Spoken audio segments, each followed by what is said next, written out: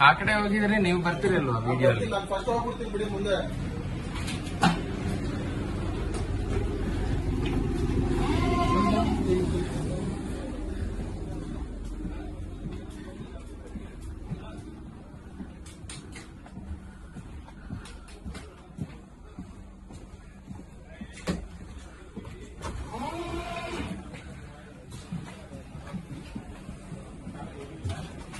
ಎಷ್ಟು